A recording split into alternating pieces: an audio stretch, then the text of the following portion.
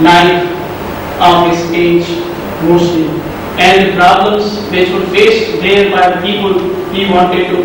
Jonathan Swift, he was born in Dublin, he is from Ireland, and he was born in 1667. In college, he was always at war with authorities. He was not studious turn of mind.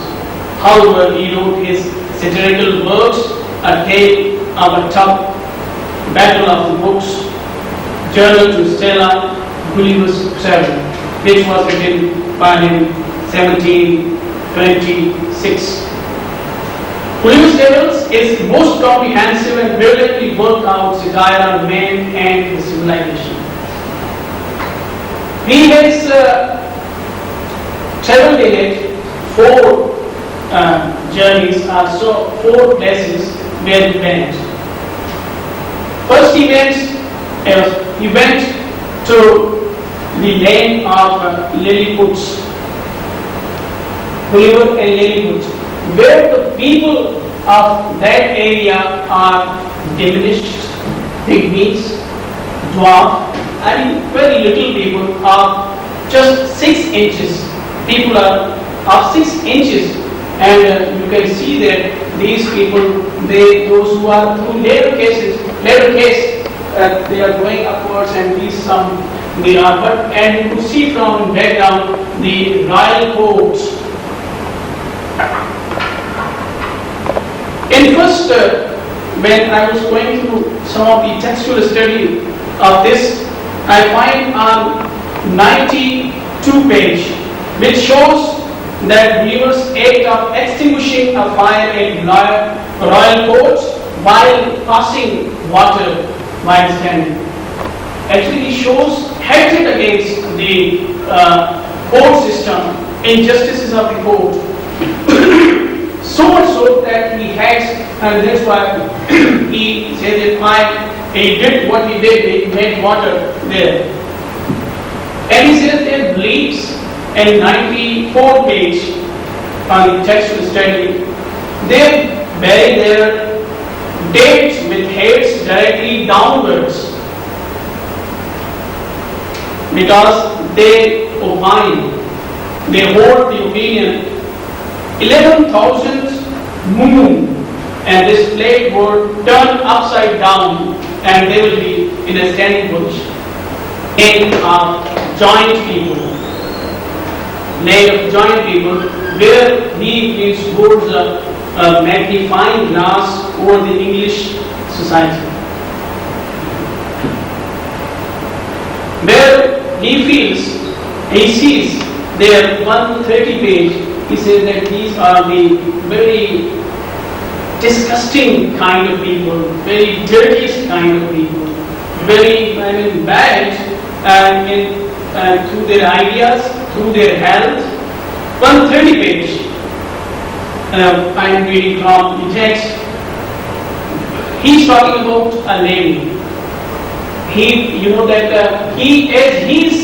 so giant, and he was so diminished before those people who were so giant, and he was like them if they are standing in front of him. I want to give you one example that he gives the example of one lady. That one lady breast stood prominent, 6 feet, should not have less than 16 in circumference. He's talking about the. Excuse me, how much more time will it take? So still 30 more minutes. We have it in 2 sessions. So, find up there also. Yeah, brief purpose, we will have it next week also.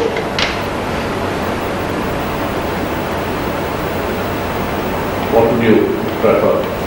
I'm finding this. Part 3, white. So he is having so many, it makes examples on the white is there. After that, we will discuss the panoramic novel, view of wide area, and you can read here and this is written by Tom Jones, by Fielding. Tom Jones' novel Vanity Fair by Thackeray. Richard Church puts it, he is the first writer to focus the novel in such a way that it brought the whole world as we see it within the scope of this creatively literary form. Professor Sainsbury says the four wheels of the brain of English novel.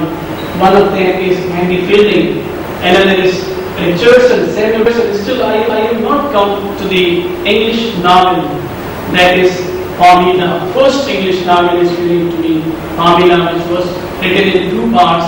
First was in 1740, another was 1741.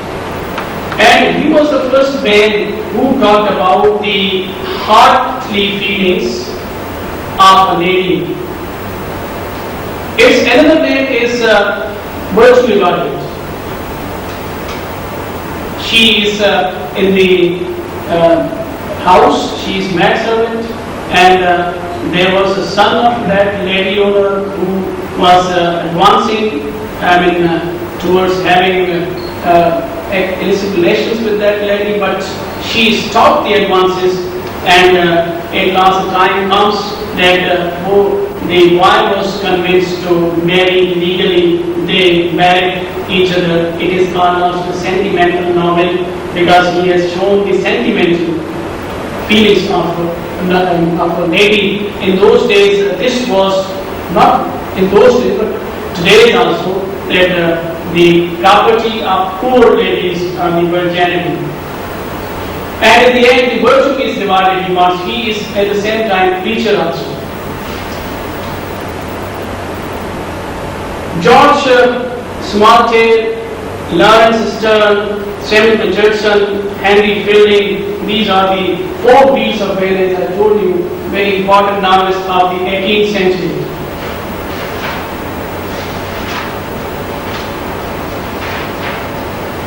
I will sum up the 18th century with the words that Defoe gave it to the realistic touch. Richardson introduced analysis of human thought. Fielding made it full of vitality and vigor. Smollett introduced exaggerated and eccentric characters. Sterne contributed sentimentality and brilliancy of his time. Goldsmith emphasized high principles and purity of domestic life.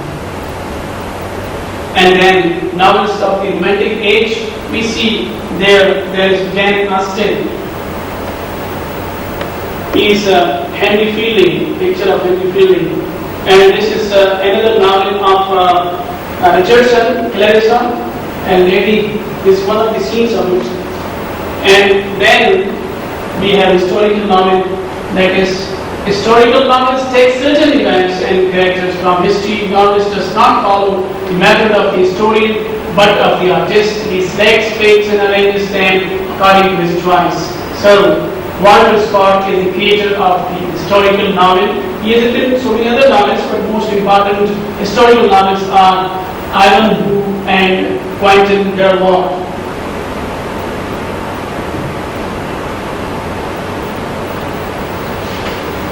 Novel of social reform associated with the name of Charles Dickens. First novelist to use this form. And one of his great work, which is David Copperfield. He has written Pickwick Papers, David Copperfield, Great Expectation, Oliver Twist, A Tale of Two Cities. L.W. Milcross says Oliver Twist is the thickest novel, one of his novels. A story humanized and given a realistic setting in the London slums.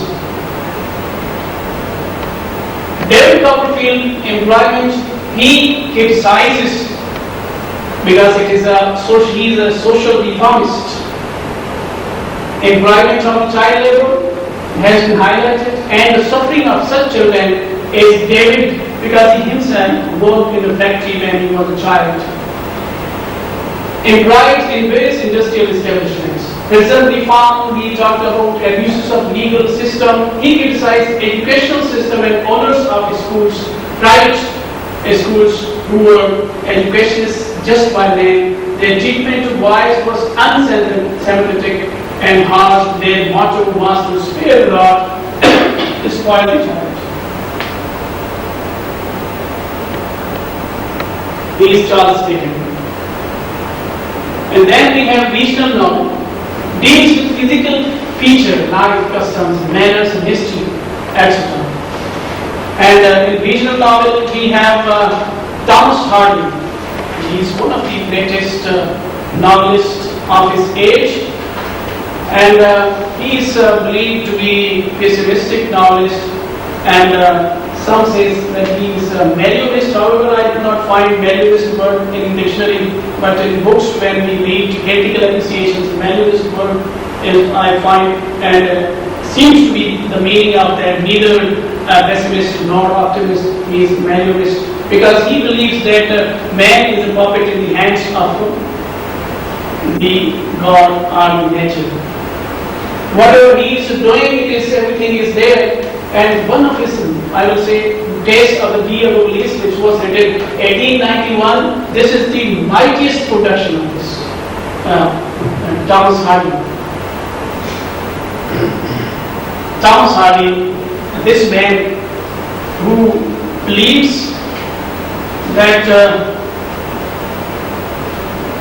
as he himself quotes King Lear, written by Shakespeare. From there what Shakespeare says, that as lies to wanton boys are we, or so are we to the gods, they kill us for their sport. Here he has very nicely portrayed the character of Taste, who is the victim, and Hardy's skill of characterization is remarkable. And he says that the president of the mortal had ended his sport with taste. His work is taste with thee.